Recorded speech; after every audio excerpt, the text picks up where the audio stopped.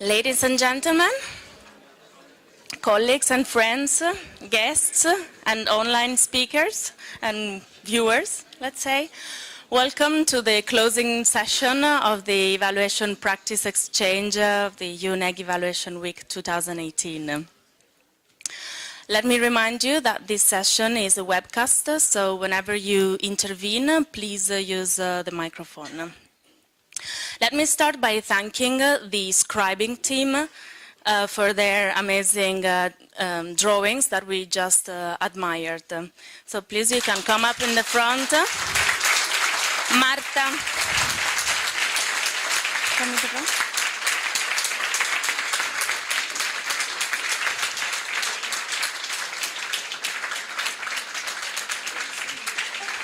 Okay, so we're missing Marta, but Marta Tranquilli, Rocco Lombardi, Federico Mazzoleni, and Giulia Sabatini for the coordination. Thank you very much.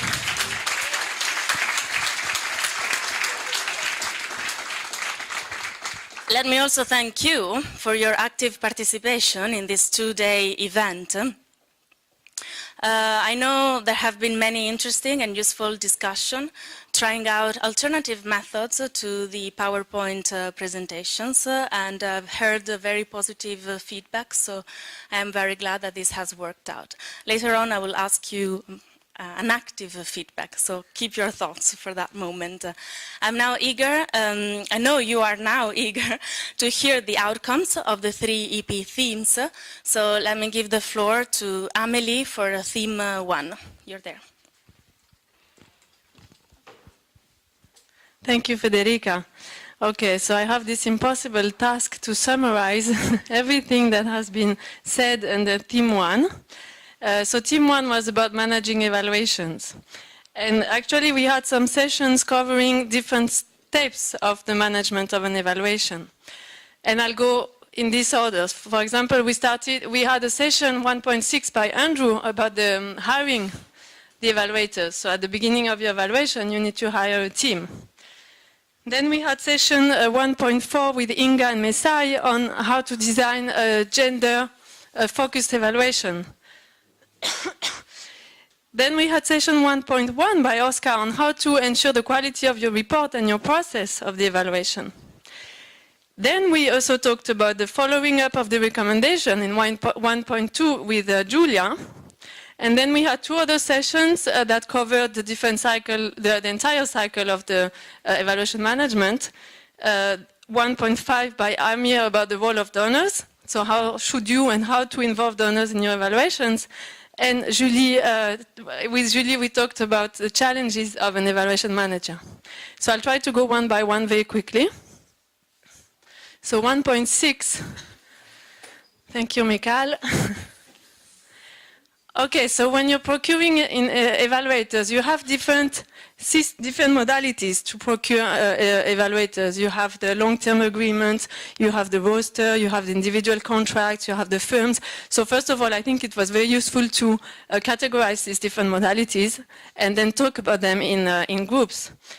For example, we realized that there is no one-size-fits-all, so each modality has its pros and cons, and it really depends on your context and your evaluation, your capacities in your organization. Then in the selection process too, there are different methods. Some use selection matrix, some do always reference checks. We discussed about also the debrief to those who have not been selected. Should we always debrief with the firms or with individual consultants? Then you also have to manage your contract. So during the entire evaluation cycle, in this, the timing is an uncertainty. So for example, sometimes you start with a certain idea of the timing and then this changes, so it has impact for the firm or the consultants. What's important is to build trust with the ones you're working with. Then we talked about designing gender-focused evaluations. Here you have this very nice drawing. You can see it's gender. So in this session, basically the participants were asked to vote on Mentimeter and to identify the 5 main challenges that they face in trying to ensure gender-focused evaluation. So once they identified these challenges, then they were separated into groups, and they discussed about each challenges in each group. So a few key messages. When you're an evaluation manager, first of all, you need to understand what are the specific gender issues in your project, in your country, in your program, how significant they are in this country or project, and especially, for example, for technical project, maybe you don't need to force it everywhere. So gender-focused evaluations are very important, but they may not always be, have to be forced in a technical project. It's important to understand the cultural context. It's important to understand the dynamics, the roles and relations between men and women and different genders in a country, and their impact on what you're evaluating. Sometimes there are underlying power mechanisms that are very difficult to evaluate too. You also need to have qualitative information beyond the traditional use of sex-segregated data. You need qualitative information about what's really happening in terms of gender issues in what you're evaluating. And for this, a preliminary assessment is very important. Then we had this session about the quality, assuring the quality of the reports, the quality assurance systems. Mikhail? Thank you. So there, basically, all different UN organizations have different systems to ensure the quality of the reports, and this is not a problem. Basically, I think we all have peer review mechanisms that are useful in terms of ensuring the quality of the report, and then we also have ways to ensure the quality of the evaluation during the process. IFAD, for example, they added some criteria to the usual DAC criteria. They added a criteria tailored to their specific mandate. So instead of using only the general DAC criteria, they're also looking at if an evaluation has a specific impact on rural poverty, and then they have gender and partnership. There was also discussion in this session about what do we mean by a quality report. You know, you can have a checklist, you can have a mechanism that says that your report is very high quality, but then you may find out that this evaluation had no influence. So you have influential evaluations, you have high quality evaluations. What is it that we want? And how do we measure that? Then, talking about recommendations, we talked about following up on recommendations, and here too, different organizations have different systems. Thank you. So you have organizations that are really doing quantitative following, tracking system, number of recommendations that are accepted, that are implemented, and then they report that to their governing bodies. You have other organizations that have more qualitative systems, so dialogue, consultation after the end of an evaluation. For example, every 3-4 months after the evaluation for a period of, let's say, 2 years, there is a formal dialogue with the evaluant talking about which recommendations have been implemented, if not, why, if yes, can we just close this recommendation and consider it's done. So there are really many different ways to do, and many of them were very interesting. Before you think about following up of recommendation, we need to make sure we do actionable recommendations, relevant. There are clear responsibilities, and one big question mark, or not question mark, but important point to clarify is who should follow up, who is responsible for implementing this recommendation, especially in case of final project evaluation. So your project team is going, and then who will tell you 2 years later if this recommendation has been implemented. So this whole has to be very clear. Then we had this session on the role of donors. Should I go the other way? So you can involve donors in your evaluations. There was no negative experience about involving donors in evaluations. There are many ways to involve them. You can have formal steering committee. You can have consultations during the different stages of your evaluation. What's important to know is to clarify the expectations of the donors. No? What do they want from this evaluation? How are they going to use it? So that's very important for the evaluation manager to be clear about it before we go ahead. Bear in mind that there could be potential conflicts on what you should evaluate, and your evaluation questions, donors can have different ideas than the evaluation manager, so it's important to discuss and negotiate if need be. And an interesting point is that donors are not an homogeneous group. So you may have donors that are really interested in evaluations. You may have donors that don't really care about the evaluation you're doing. You may have donors who are really technically skilled and may really want to influence your design. So it's also important to understand which type of donor you're talking to. And if the donor is not interested, there is no, why force it? In this group, they talked about the MOPAN, some negative and positive experiences for organizations that went through MOPAN assessment. On the negative side, apparently it was very long and limited usefulness of the process. On the positive side, it's an opportunity to triangulate with other types of assessments you may have had in your organization. So it's just another view on your organization that could be useful. The MOPAN process has recently been reviewed and hopefully it will improve. And then in Julie's session, there was a game, the best response game, about different challenges we face when we do an evaluation. So from, when you have to anticipate the delivery of your evaluation reports, when you have your evaluation team member fighting with each other, when one team member just drops out during the field work. At the end of your evaluation, the project team just sends a complaint to your director saying that you're a bad evaluation manager and your methodology was bad. So one conclusion is that no matter the organization we work in, we all have similar challenges. And there is no right or wrong way to respond to these kind of challenges. That's life of an evaluator. But there are some important points to keep in mind. First one being keep calm. It's just an evaluation. Second point, to be a good evaluator, you need to know the methodologies and everything, but you also need to have team management skills and conflict resolution skills, because there is a high probability that you will have to manage some conflict at some point. And you need to be flexible. It's not because it's written like this in the TORs that we have to continue like this. You need to understand the context, to understand the stakeholders, and the objectives at the end of your evaluation. And as Massa said at the opening session, you need to be humble. So you're just an evaluation manager trying to do useful work. That's it. Thank you.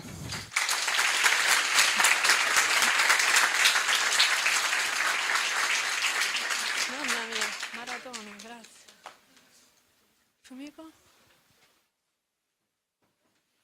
Or I give it to Federica? Yes. I was looking for Fumiko. Dear Fumiko, please. Yes, the drawings will be placed just here.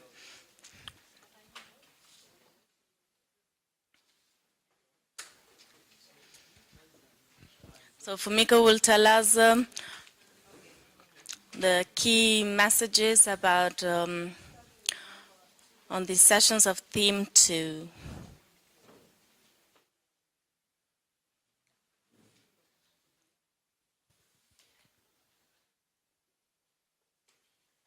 Dear Fumiko Nakai, you have the floor. And thank you. As Mary mentioned, it's an impossible task to really, I don't think I can do justice to all the sessions in 10 minutes, but I try my best. But we would invite conveners to chip in later on, so please feel free to add on later on. So the theme 2 was about evaluation principles. And so we had a number of sessions on independence or post-truth era, full disclosure, but I'm going to go session by session in order that I think makes sense.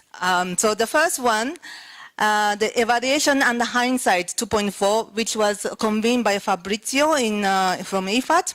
So this was about how do we assess the past interventions against, we have hindsight and wisdom from today's standard, but then often the projects and programs we are going to assess and evaluate are designed years ago. So how do we assess it? So we talked about the different scenarios of one about changing in project context, policies, and the evaluation methodology change sometimes. So how do we tackle that?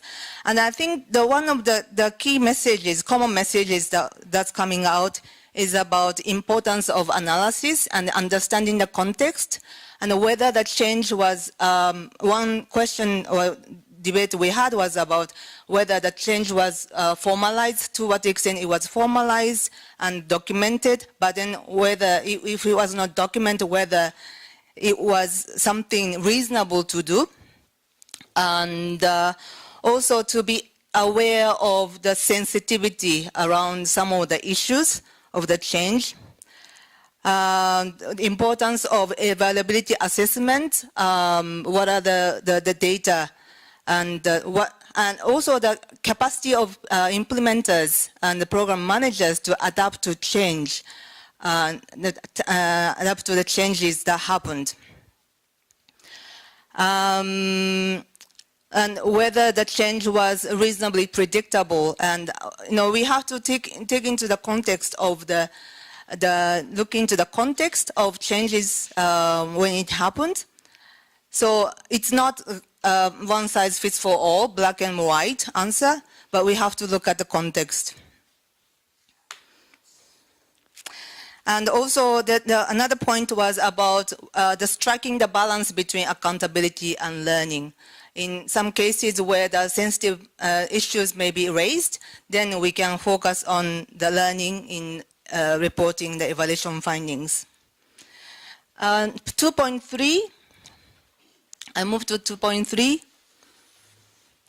The title was Cost of Evaluations, How to Rationalize the Use of Resources for Evaluations. So this session was convened by Amelie from FAO, and it was a fun role play. It took the form of role playing, and two scenarios. One was about the debate between the evaluation manager and project manager who received the evaluation budget and complaining that evaluation budget is too high. And so that the number of the cost items that were high cost items were data collection exercise, and the work style called the workshop, as well as the too much use of international consultants. So there again, the debate of different people intervene, playing the role of either evaluation manager or project manager. So I think the message that's coming out was about the costs relative to use and utilization and value of the evaluation exercise, but also the importance of really the evaluations to try to be cost efficient, but at the same time, for example, data collection exercise, so the project manager was debating that, but we have enough data, why aren't you using our data? So again, the importance of understanding and designing the evaluation in such a way that takes into context, into account the context and what we have, the data, available data. And in terms of use of national consultants, so there was also a debate about but the national consultants, we should not be associated with the cheaper and less capacity, which is not true, but national consultants can be very useful also to understand the context. The second scenario of this role play was about chef de cabinet, director of cabinet, saying that they want to get rid of, I don't know how to put it this way, get rid of the evaluation function because the evaluation function is too costly, and now we have an audit office which is becoming close to the evaluation. So that was a quite animated debate about, I think the answer, if I get it right, was not clearly answered. We have still a debate about audit functions getting closer and closer to the evaluation, some people say, because it's not so much compliance and based as it used to be. So I think maybe there's an open debate here. Maybe related to that, 2.1, I kind of continue with the use and value. We had a session called how can we, so we asked others to demonstrate impact. How can we demonstrate the impact of our evaluations? I think this is a very important question that we have to keep in mind. There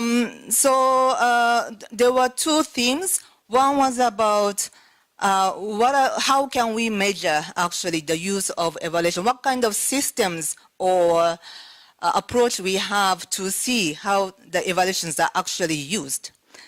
On this one, I think we had different colleagues sharing the different experiences.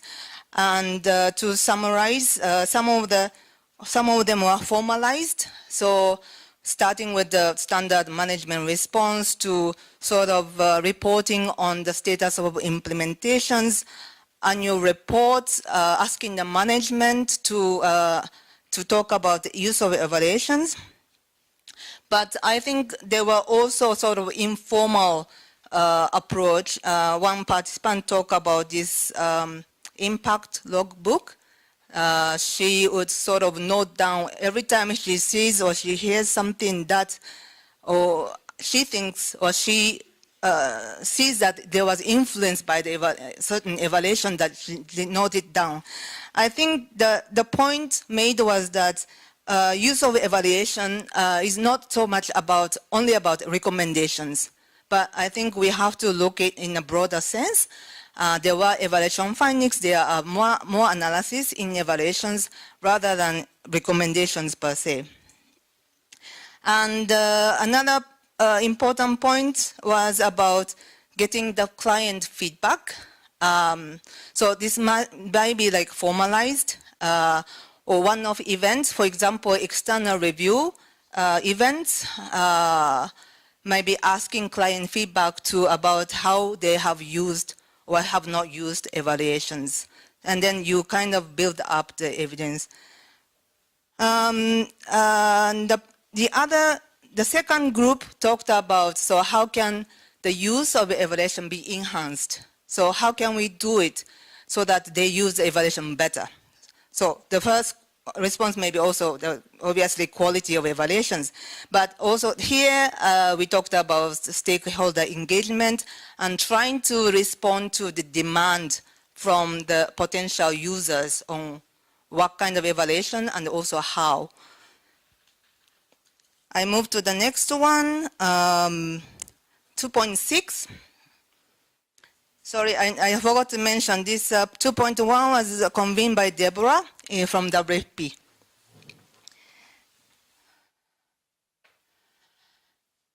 The section 2.6, the title was Full Disclosure, ? What evaluators don't write about. This was convened by Olivier from FAO. There were three main topics, subtopics that they discussed in the group. So one was about fiduciary aspects. If you have some issues or if you have evaluation findings related to fiduciary issues that you were not sure if you should write about, what do you do? And the second one was about leadership of project management.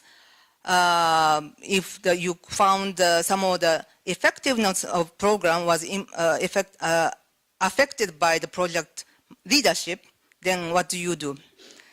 Then the third one was political events, elections, for example, or some of the issues the government is sensitive about. Here,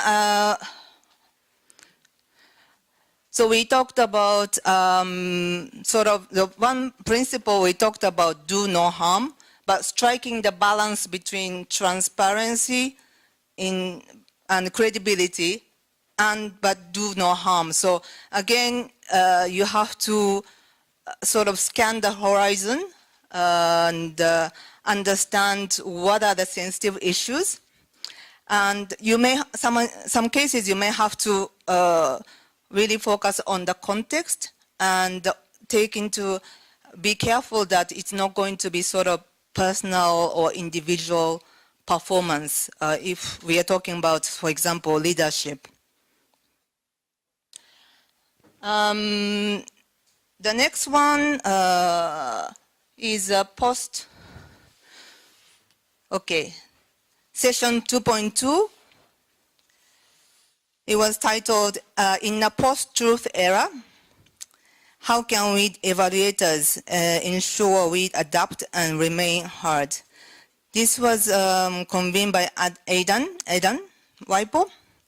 So as you probably know, it sounds like a very topical theme.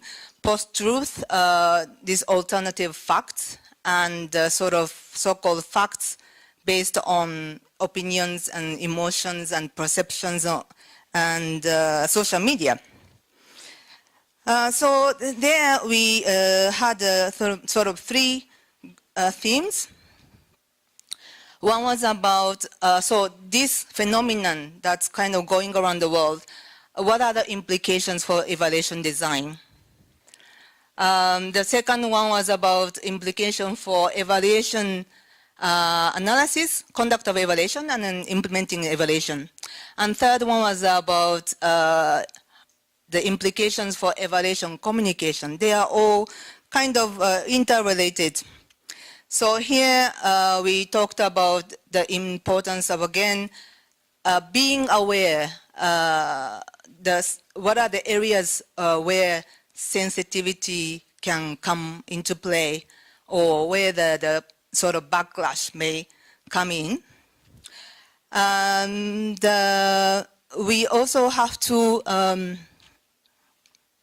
build in some of the measures so that we can sort of preempt this backlash from the alternative facts.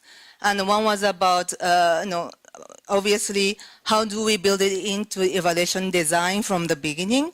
One was about communication strategy, and also the participatory and stakeholder engagement in the process, and getting the buy-in from the people or the parties that would demand really a fair and independent evaluations and not influenced by sort of emotions and alternative facts.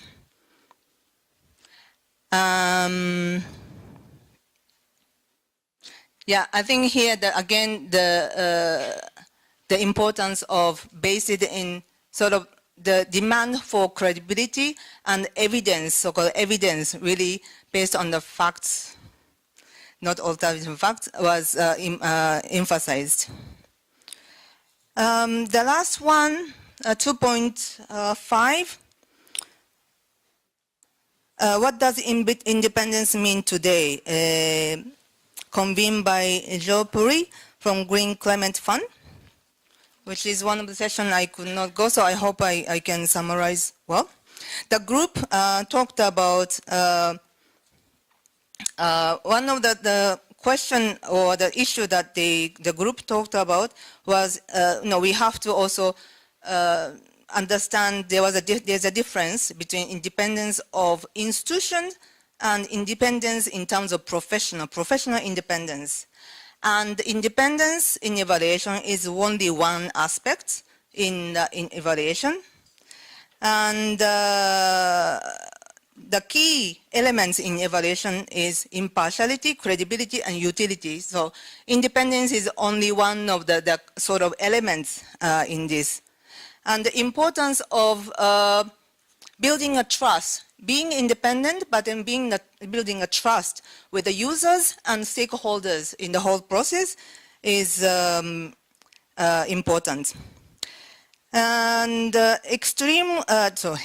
independence becomes quite critical, especially when they have extreme situations.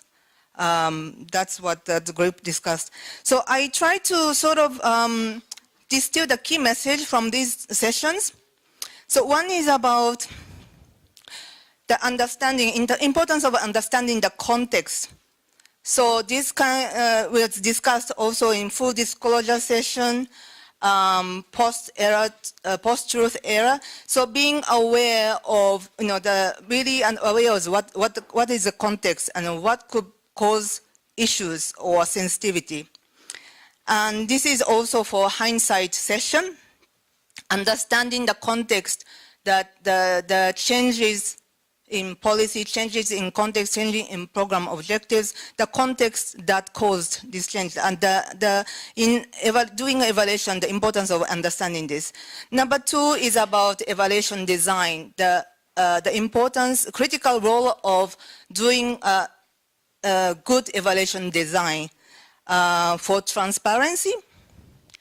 And number 3 is the critical issue of really use and value of impact and evaluation, impact of evaluations. What is the purpose of our evaluation? What are we trying to do? And number 5 is about the balancing between learning and accountability.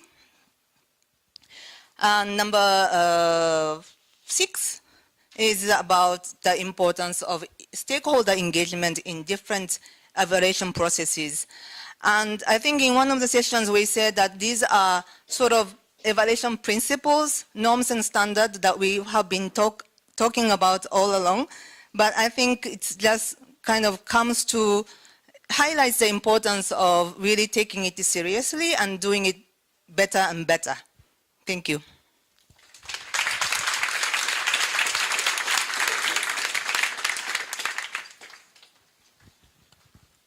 Thank you very much, Fumiko, from the International Fund for Agricultural Development. Deborah, now you have the floor to summarize the sessions of Theme 3. Thank you. Thank you very much. I'm conscious that the people on the sides can't see when we're presenting, so I hope you've all had a chance to take a look because the pictures are rich. It's an impossible task to try to summarize the dynamic, creative, rich discussions of the day. So I'm going to do my best to be fairly quick and concise and hope that if you haven't taken a look at these that you do because they're really, really interesting. All right, I'm going to start with 3.6, which was discussing evaluation policies. I decided that that was a good place to start. So for those of you who are over here, you can see it well. I'm maybe going to just shift it so the majority can see. It's hard to be democratic here. So this session was led by Jo Puri, and she was joined by colleagues from FAO, the JIU, and UNESCO, as well as the Ministry of Italy. There were a focus really on aspects of evaluation policies that are sort of foundational concepts: credibility, utility, and independence. And there was a feedback given through Mentimeter by all participants on each of these 3 themes. Credibility, some of what came through was issues of quality, the importance of quality, the challenges and threats that there are sometimes to the evaluation function within organizations, and issues of budget, allocated evaluation budgets dedicated to the function itself. Under utility, the importance of participation, engagement, and relevance were emphasized. And on independence, we talked about both functional and behavioral independence, these 2 aspects which are complementary. Some of the takeaways, and these are not at all comprehensive, relate to the need to develop a strategy to implement a policy and then monitor, track, and report on that implementation.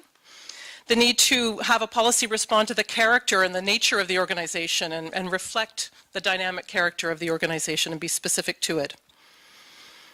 The relevance and purpose of evaluation work is critical, while also maintaining independence and trying to strike that balance and walk that line. And the need to, we've referred to management responses in other sessions, but the fact that that needs to be dynamic and not just a pro forma exercise. So do come and see. There's a lot of richness on this slide. I'll just tilt it briefly. It's the fishbowl concept. All right, the next one, 3.1.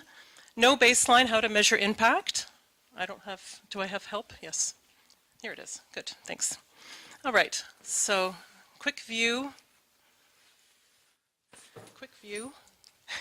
Take a snapshot in your mind. All right, so this was led by Anna Hentonen, who had some logistical challenges that day, so she was very ably sort of covered for by colleagues whose names I don't have in front of me, but from UNIDO, FAO, and OIOS, so they really did their best to pull up and fill in where they could, and it was really well done. It was a safari style, so there were groups split by different topics, and it was really looking at questions of what are the tools that you can use or the methods and approaches you can take when you don't have a baseline. One of them is to use the theory of change, asking questions of how and why, and not focusing on the numbers and the data, or what amount, if that's possible. And being creative, I think this has been highlighted in here. I noticed creativity earlier. Being creative by asking other questions, using collaborative approaches and determining what to emphasize while still being able to evaluate the program or the project. And establishing counterfactuals in creative ways, as well as using tools like propensity score mapping or matching. The final takeaway point was that if impact evaluations are not always necessary, they're not always the best way to go about things, that there may be alternatives that are just as impactful and useful. All right, I'm going quickly in the efforts of time. 3.2, I've got it right here. Making the best use of theories of change in evaluations, led by IFAD. I'll just give you guys, because Michael's here, and he's got to have a look at this. Just give you a quick glance at it. So this session was divided into 3 groups. UNFPA and UNIDO supported IFAD on this topic. The first topic of the session related to the value added of using theories of change in evaluation. And some of these relate to increasing the credibility of the evaluation, helping to manage expectations, being used as a tool for sustainability, helping to establish an initial hypothesis and then being able to draft evaluation findings, and establishing a causal link and preconditions for potential impact assessments.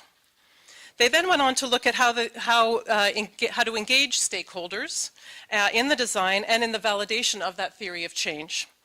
Some organizations do this, engage stakeholders regularly, so it wasn't something that had to be developed as a separate process, whereas others may had to design it and build it in more formally. And the validation of a theory of change with stakeholders should be done really quite carefully, taking into account levels of awareness about the tool, and in certain cases there may be political sensitivities involved, and so you need to just be aware of potential tension amongst stakeholders. The third topic within this session, we're looking at what were the useful tools that can be used to reconstruct theories of change to support an evaluation. And these included shifting a focus from outcomes and outputs to results and cause-effect relationships, moving from a log frame to a theory of change approach and accompanying people so they understand what the implications are, brainstorming with your team, writing down, acknowledging assumptions, drawing a line, setting up a contribution ceiling for each step, using color coding to kind of demarcate pathways, and avoid being fixed on a theory of change, taking into account, I think this has come up before, that you need to be iterative and perhaps revise as you go through the evaluation process. All right, moving on to session 3.4. I said I was going to go quickly, and I am. Can you see 3.4? There it is already. You're already ahead of me. Either you're doing it already or it was there before. It's right here. Okay. ICT for data. This was a rich session with a lot of presenters, and it focused on a variety of tools and applications. I don't know if you can see that over there. We had, the session was led, or had participants from the GEF, from IFAD, FAO, UNITAR, and OIOS. And I do have notes on sort of takeaways and messages for each of these, but what I'm going to do is, in fact, I tried to summarize pros and cons of these tools and softwares and applications. And some of them, the pros that people were highlighting across the various groups related to things like the geospatial tools were felt to be powerful to quantify environmental challenges and to reconstruct counterfactual scenarios. Some felt that the use of GIS data increased the statistical vigor of the impact evaluation and can help to overcome issues related to baselines. Often they're free. These tools and softwares are free and available. They're often open sourced, and it's data that can be easily accessible by many. Can be very useful, these tools can be very useful for quantitative analysis, and they can complement evaluation methods rather than replacing them. Some of the cons or some of the challenges relate to the fact that they often require high degrees of computer power and technical skills. There is at times uneven availability and accuracy of contextual variables. It can be difficult to answer the how and the why questions, and that methods require really good M&E systems. And they can be less useful for qualitative analysis. Okay, so that's my summary of that session. 3.5 now. This one. Evaluating policy support. Nope, that's not it. 3.5, is it over here? Great, thank you. So you've all got a glance. You've been looking at it for the last 10 minutes, perhaps. All right, I'll just get this side of the room a chance to look. So really this arrow really does very well represent the way that the session was set up, which was to define 5 stages of policy support and then break into groups to discuss them more fully. So these were agenda setting and awareness raising, policy setting or policy design, policy implementation, M&E and data, and then policy convergence. And I'm not going to go through each one. What I'd like to just highlight are some of the challenges in general about this policy support cycle. It can be challenging to understand what is often an evolving policy context, and the actors that involve often change, so that can be difficult to keep up with. Understanding the evaluability of specific aspects of policy support can also be challenging. It's difficult to handle contribution and attribution, or it's difficult to handle attribution and even contribution, that's another way to put it. There is often a lack of clarity on what is support to policy making. It can be difficult to distinguish between policy outputs and outcomes. Establishing M&E systems within a context that can be fluid is challenging, and also it's challenging to measure impacts in this area that has a lot of grayness to it, let's say. So some of the solutions that the groups came up with related to the importance of doing an analysis of political economy and a policy influence mapping at early stages, key players, key influencers. Setting up monitoring systems to understand what these key players are doing, in what role they're playing in the agenda setting or policy making. To ensure that you tailor each approach to the country context. Involving evaluators who are not only specialists in policy support, but who have a solid knowledge of the political economy of a given context. Having a clear evaluation theory of change, but also, again, being flexible to change approaches and assumptions if that policy context does change. And then finally, to tailor the analysis to the type of policy support being evaluated. There were more, but I'm stopping there in the interest of time. And the last session, country program evaluations. Help. Oh, it's already there. Okay, let me just show you. So this was a big group, lots of engagement from WFP, ILO, UNDP, and IFAD, and there were colleagues, more than one colleague from some of those organizations. There were groups divided according to different challenges that were sort of, there was discussion and planning ahead of time. So I'm going to go through each one. The first related to balancing quantitative and qualitative methods. And some of the challenges in that related to the validity or usefulness of data. Addressing evidence gaps in a timely manner can be challenging. If you have too much qualitative, how do you catch up with the quantitative and vice versa? The solutions that the group came up with that was discussing this related to having minimum requirements, sort of establishing criteria and standards related to the amount of data that was going to be collected and which type. Building monitoring frameworks and also building capacity to increase quantitative data.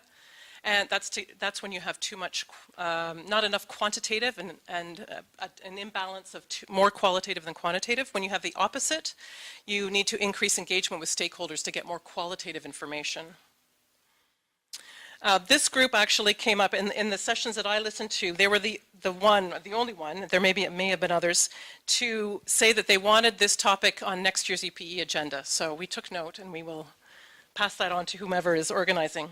The next one was around theory of change. You can see the groups are listed here for those of you that can see.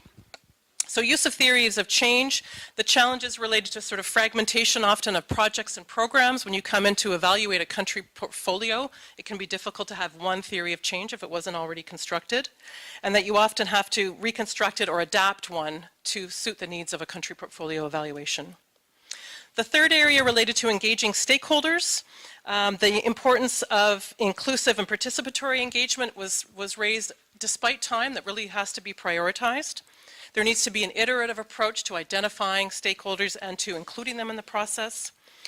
Strategic communication of really key priority milestones with the country office is needed. And interagency collaboration on field missions, so you understand who's been to a particular country and you're not sort of tripping over each other. The fourth group was availability of data.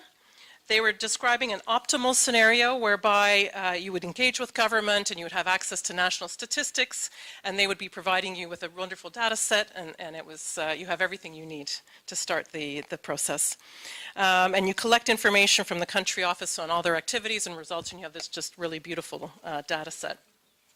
What's more realistic is that you have to define proxy indicators that provide sufficient evidence for the evaluation to go forward. You can use data from other organizations, be it audit-related data or data from IFIs, but also recognizing the differences, the limitations of those data sets. And you can also start with an evaluability assessment, and you should perhaps do that in any case, and that will give you a sense of where you need to go, where the gaps are.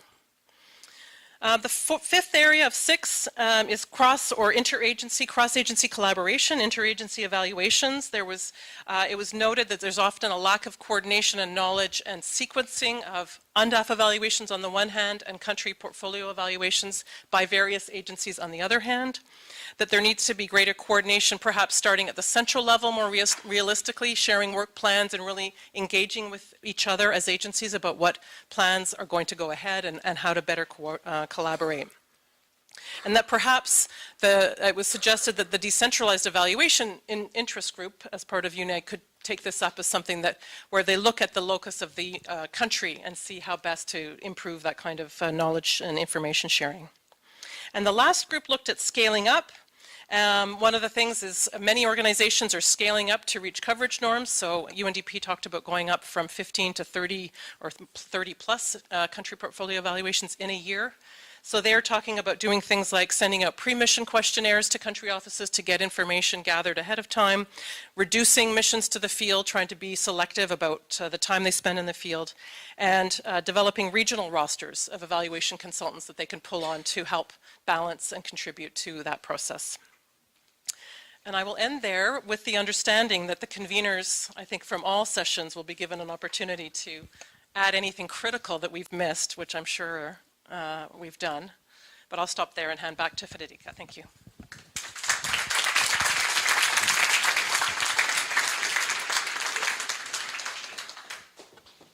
Thank you very much, Deborah, from the World Food Programme. And thank you all three for the excellent summaries. I am sure that they will help us to improve our work as evaluators, and that will also guide us to plan what we need to do next, both in our agencies and as UNEG members. So I would like to ask you and all the lead conveners to provide your feedback on the contents. I would like to ask you a specific question. So do you think, if you think that there is anything critical that is missing in what you've just heard, then you can answer and you can provide your feedback through using Mentimeter. I'm sure you're all familiar with that. I don't think, I mean, there is not the possibility now to have you all intervening, but it will be very important for you to contribute through Mentimeter, because there will be an EP report. We will be producing that, and so all the feedback that you will provide will be used to put together the EP report. So for those who are not familiar with Mentimeter, you can take and use your mobile phone, open the internet browser and go to www.menti.com, digit the code, and you can answer to the question. So please focus on the content Sorry? Is there anything missing from the summary? No, that's perfect. That's perfect. Excellent. So it means those summaries have been really good. And yeah, no. I don't think you really need to put that. Actually, I take it as a positive feedback.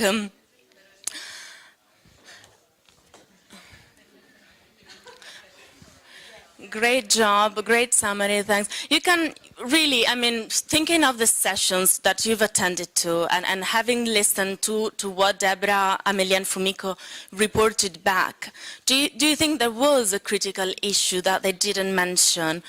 I'm sure there were some. So I'd like you to try to think a little bit into that, into what you've heard and what you've heard in the session. So try to recall what for you was important about that, because we will really be using this and put your feedback in the report. Of course, in addition of what you just heard. So great summary. Try to read some of them. Excellent work done. Thank you. You will also have the opportunity later on to provide feedback on the modalities and how you like them. So this is really to focus on the content. I know you're tired. Given time limits, great job. Thank you. Truth is not absolute. That's true. Amazing visual content. Can we go home now? Yes. We also have another question. I mean, answers are still coming. Probably processes cannot be summarized, of course. Community of practice on evaluating capacity development with UNEG. Independence debate should have mentioned objectivity. This is not an appropriate system for providing holistic feedback.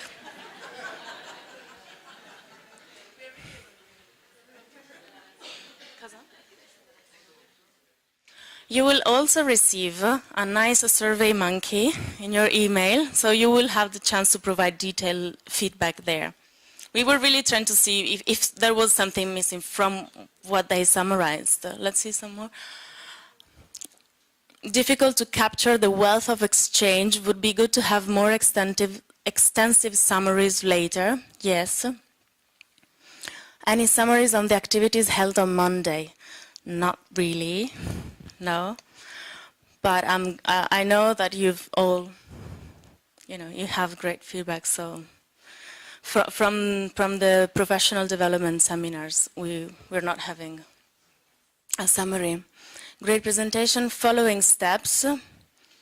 Can the illustrations be captured as PDF? Yes, they will. All the drawings will be shared through PDF. We will have 18 PDFs. Send us the artwork. Send us the artwork. Yes, we will. Summaries are good, but critical issues on the subject, perhaps not all discussed. Yes, I'm sure there will be issues to discuss for the next 2 days, but time was limited. So I think we also have another question. No, are there emerging issues?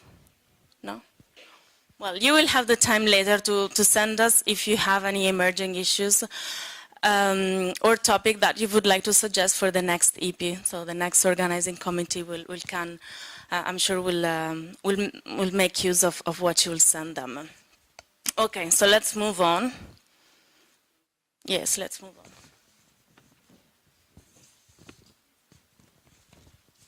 I would like now to give the floor to the 3 directors for their closing remarks.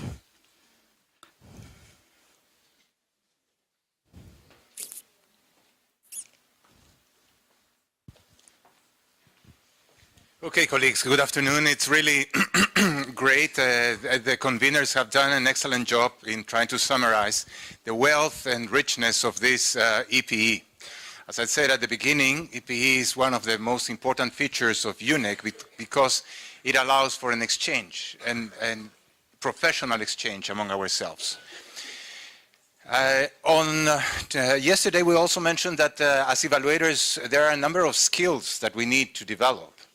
We need to develop our technical expertise, and I think we have done so over these 2 days, really trying to get some of the methodological challenges that we are facing, trying to see innovations, use of ICTs, addressing difficult evaluation questions and topics and so on. But other types of skills are also managerial, and that's why managing evaluations was an important part of our EPE. And finally, the principles and the discussions about the independence, the credibility, and so on were very rich.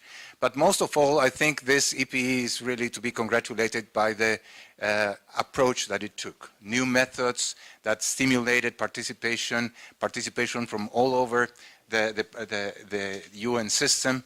And I want to thank the host, Masa, and his team did a spectacular job. Please join me in a round of applause.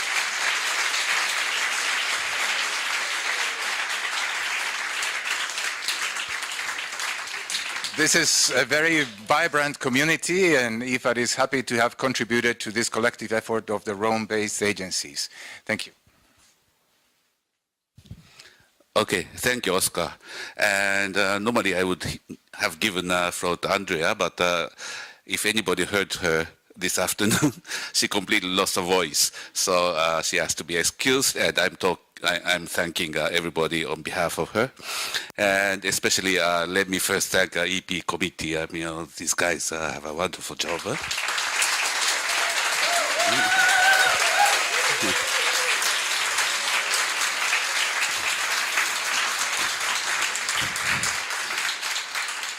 And the lead conveners and collaborators who put their effort into making this interesting session of its own, as well as all those who participated in debate in these sessions. And I see a lot of very interesting comments and say, well, in the debate, I said, well, that's true. But the other side said, well, that's true too. And it's very interesting experience.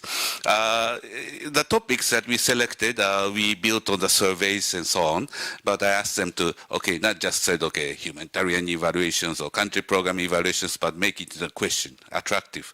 And I think from there they took on and put the energy into it. And I'm very happy also that a lot of non-UNEG heads, our, bread and butter people, evaluators, evaluation managers came to participate in this meeting, which we had a record participation. So I hope that everybody was happy and so on. I get a lot of positive feedbacks on the method, but I know that because I'm a host organization, you gave me a lot of cookies and sugars, right? But we are evaluators, we have to verify, right? So I wanted to give a bit of thoughts on this and said, okay, now putting aside the substantive contents, right? We have different formats, like we did a scenario building, small group work, word cafes, debates with the rotating debaters, role plays, and so on. And I just wanted to have a feedback. We have a more general feedback and surveys later on.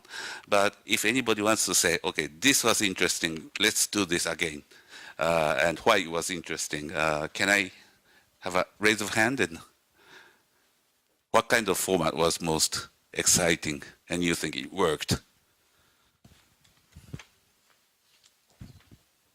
I find all the formats were very exciting, especially those where there were a mix of the group discussions, but also plays. I think Amelie did one where she had questions and we had to get points, and there was a prize at the end. It wasn't you, who was it? But you were in that session. So I think just this dynamic of having a play and responding to questions, and having a jury was amazing, because it was like learning by doing, but also playing. It was going back to school, but having fun. Any other views? Because this is useful for the next organizers. Thank you. I really enjoyed the role play session, where especially the point where Massa actually played the chef de cabinet to give some point to debate with another colleague who was role playing the head of evaluation function. That was really a nice format and very energizing. Thank you.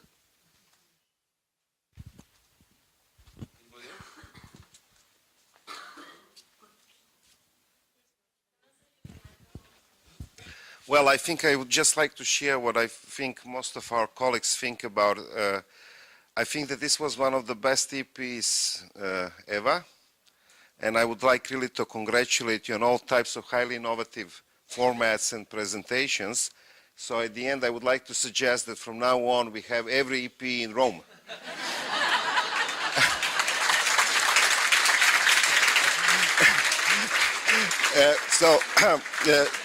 Joke aside, you have set up really a very high standard, and good luck whoever is to host the next EP. Thank you. Thank you.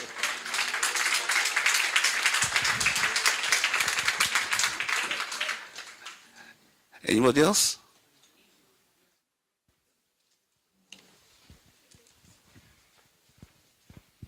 I thought the debate format on independence worked really well, and the people really enjoyed it. And also the fact that you had to be forced to really sit on these chairs and to create a tension between the participants, and you have to position yourself, and much more than just reporting what you have done and how challenging everything is, it's just to force yourself to take a point and take a stand. And even if not everybody could participate, you really felt it. If it had been like a TV show, you would have kept it on all the time.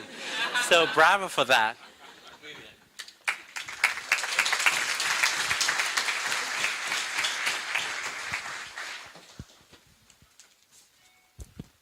Just about 1 hour ago or so, Oscar asked me how many EPs I have participated on. And I don't know, but a lot, including the one in Bangkok. And I would like to concur with Amir that this has been so far one of the best, or possibly the best. The approach was good, the sessions were interactive, and I don't want to repeat what my colleagues have said about how interactive some sessions and how exciting and how innovative they were.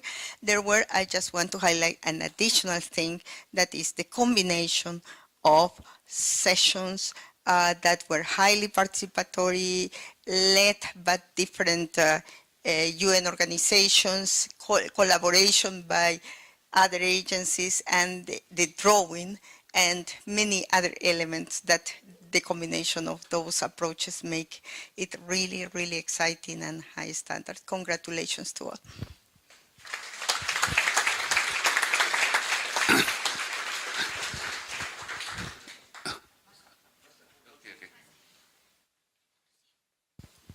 Hi, the other day I was saying to Arlie, I think, that I actually would pay to come to this Congress as a, we pay 1,000 to go to the European Evaluation Association and so on.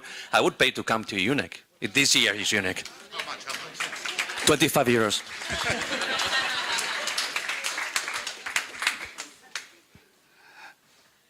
Okay. I want to add another thing. You see, I've been in UNEG for a long time, and the network I built up with colleagues of my generation, of course, first, really worked well. And when we have problems, we have always colleagues in different agencies to consult, network, and exchange information, but also sometimes helping out on different fronts, and that was very valuable throughout my career. So now you congregated here, you met first time a lot of colleagues from other agencies, and then as much as possible I suggest you network and have good time together, and maybe you have a long career from now on, and then I guarantee you that this is very valuable for your future.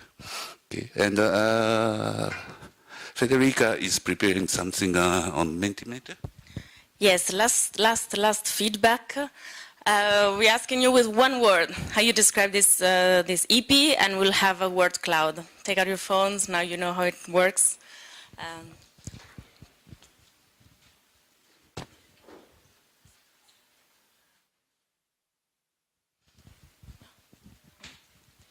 With one word, what would you use to describe this EP? Code 781635. Inspiring, one reply. Next generation. Illuminating, funny, collaborative, fun, awesome. I like that. Rich, engaging, wonderful, fun. Cool.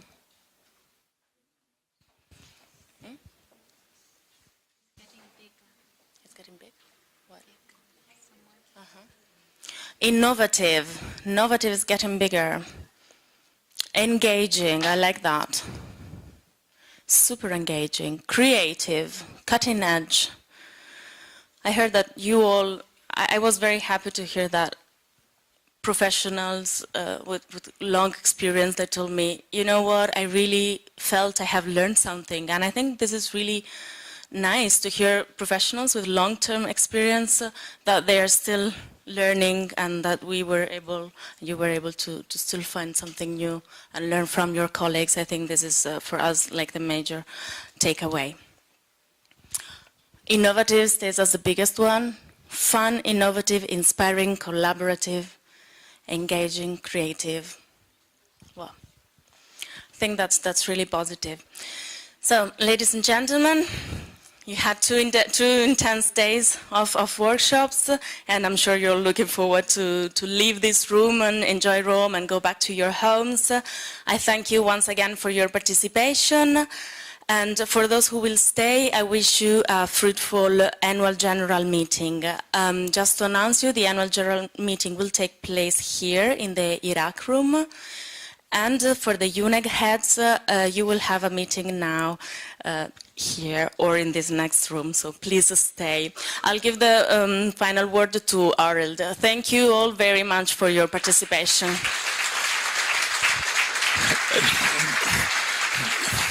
Thank you so much, and just on a final and closing note, on behalf of all of us at UNEG, those who also are not here, but in particular on behalf of the Secretariat, the Executive Group, and the Chair, Susanne, who has been with us today, as I think most of you will have realized, having engaged in many discussions as you have.